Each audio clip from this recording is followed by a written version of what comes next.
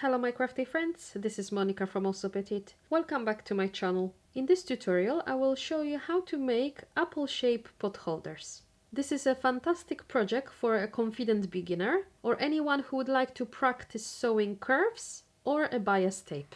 I have a free pattern available on my blog, so grab your copy and let's get sewing. To complete today's project you need a fabric that can stand a lot of heat, such as natural fibers like cotton or linen. I highly recommend using more heavyweight and sturdy fabric on the back side of your pot holder to avoid the fabric from burning too quick. Because I'm using a very lightweight fabric on my pot holders today, I decided to interface the back of my fabric with some woven interfacing first, just to give it a little bit more stability. And you will also need some sort of heat reflective fleece or fabric like this one here to protect your skin from getting burnt. You will also need bias tape. I'm using 18mm single fold bias tape today. You'll need some marking tools, especially if you're planning to quilt your pot holders like me. Seam ripper is always good to have on hand in case if something goes wrong.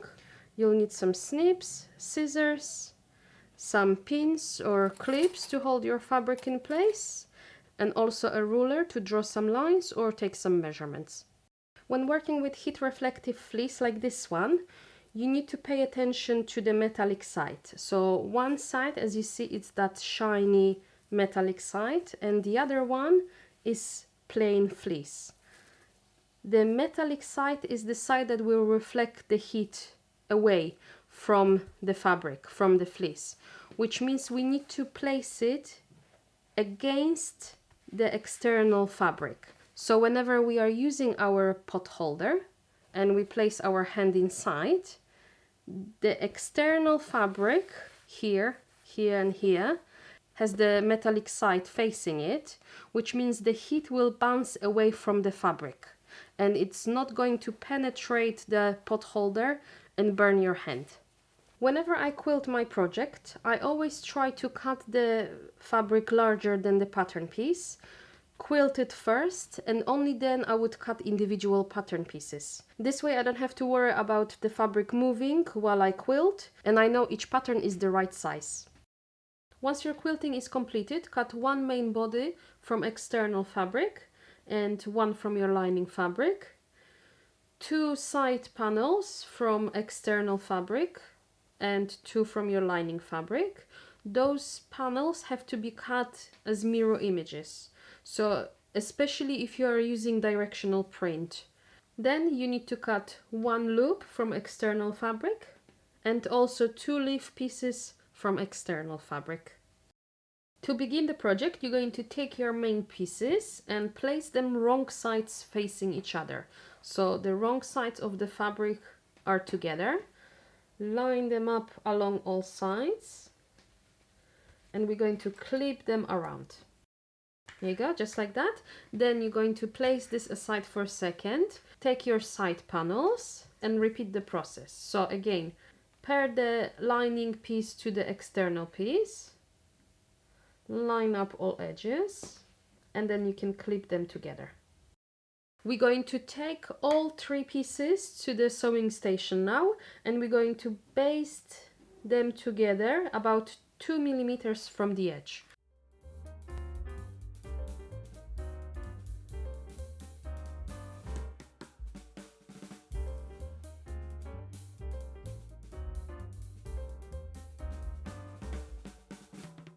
Once you basted all three pieces, you're going to put that main body aside for a second and we're going to work on our side panels now.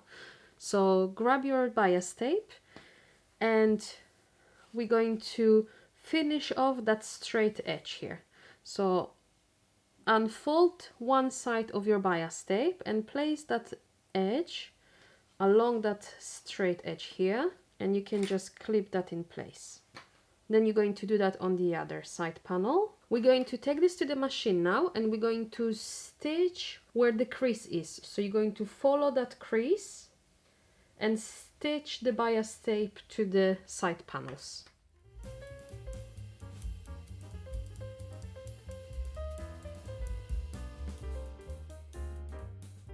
Next you're going to press that bias tape away, flip the panel over to the other side, and we're going to fold the bias tape around that raw edge here, just like that. Then you can just clip that in place. Now we're going to take this to the machine and we're going to top stitch along that bias tape. So when you stitch, make sure your first initial stitching line is covered by the bias tape, so it's not visible.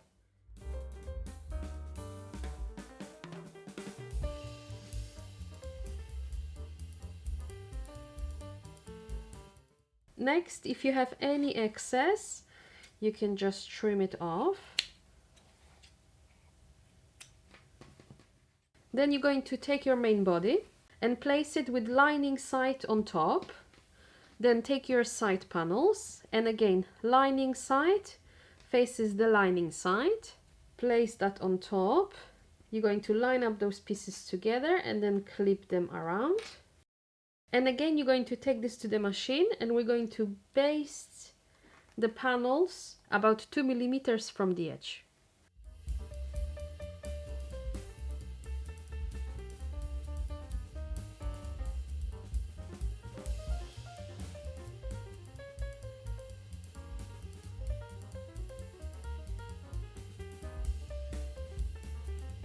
Take the loop and fold it in half, wrong sides together, along that longer edge, and press that flat, just like that.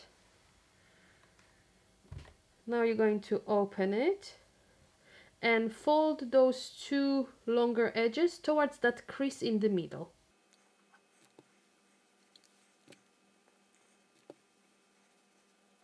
Now you're going to fold the loop in half again along that first initial crease. You can clip that in a couple of places if you want. Then take it to the machine and we're going to top stitch along those two long sides using 2 mm seam allowance.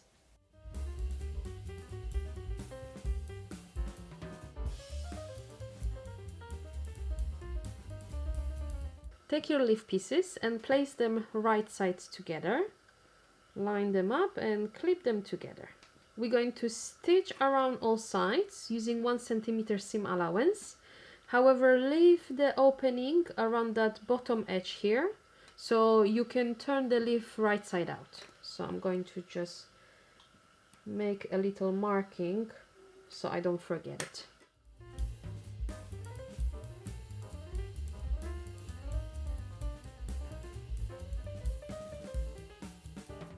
You're going to trim the seam allowance by half. Once you've got that ready, you're going to turn the leaf right side out using that opening. You can just press your leaf flat. Make sure your finished seam is nice and rounded. Just like that. Now when you are ready, we're going to take this to the machine and we're going to top stitch the leaf around all sides.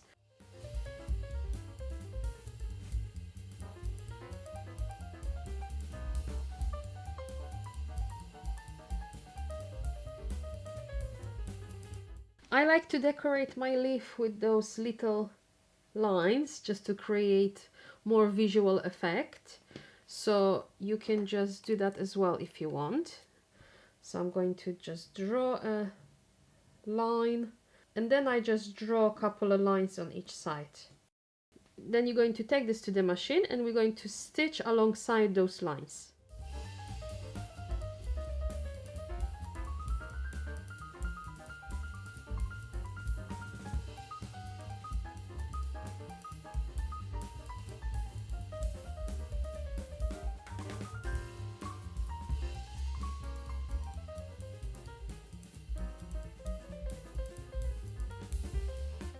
Once you've got the leaf and the loop ready, you're going to take the loop, fold it in half, just like that, and place that raw edge along the top edge of your main body. Just center it, and you can clip that in place. And then you're going to take the leaf, and we're going to place it somewhere next to the loop. You can clip that in place. Now you're going to take this to the machine and we're going to baste the loop and the leaf in place about 2 mm from the edge. Once you have everything ready, we're going to finish off the raw edge around the pot holder the same way we've done our side panels here. I like to start from this side. So take your bias tape, unfold one edge, place it along the edge and clip that in place. Leave a nice long tail here so we can finish off the short edges later on. And following the curve of your pot holder, you're going to line up the bias tape around all edges. When you arrive to the beginning, you should also keep a nice long tail. So I'm going to trim the excess. Now you're going to take this to the machine and we're going to stitch the bias tape around inside that crease. You're going to start somewhere here, stitch around, and you're going to end your stitching around here. So leave maybe 5-7 centimeter gap between the beginning and the end.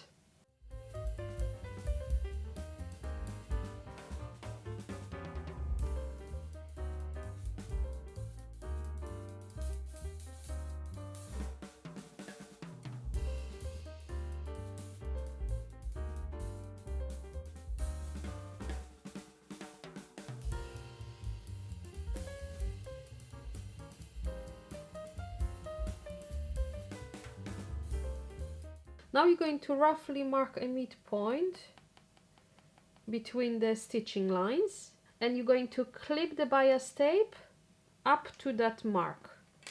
And you're going to make a little marks where the bias tape is meeting.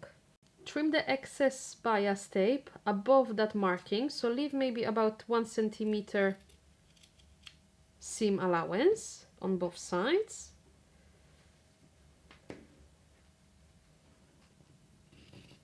Here we go. And now you're going to unfold the bias tape on both sides. Bring those two edges together, line them up, and you're going to clip it along that short side here. Just like that. And we're going to stitch the bias tape where you mark those notches here. After you stitch that short end, you can open the seam, press it flat, or use fingers like me. Then you're going to line up the bias tape with that edge and just finish off stitching that seam. Once you've got that finished, you're going to flip the bias tape around that edge, just like that. Here we go. And then we're going to line up the other folded side of the bias tape just behind that first initial stitching line. Now again you're going to take this to the machine and we're going to top stitch the bias tape around all sides.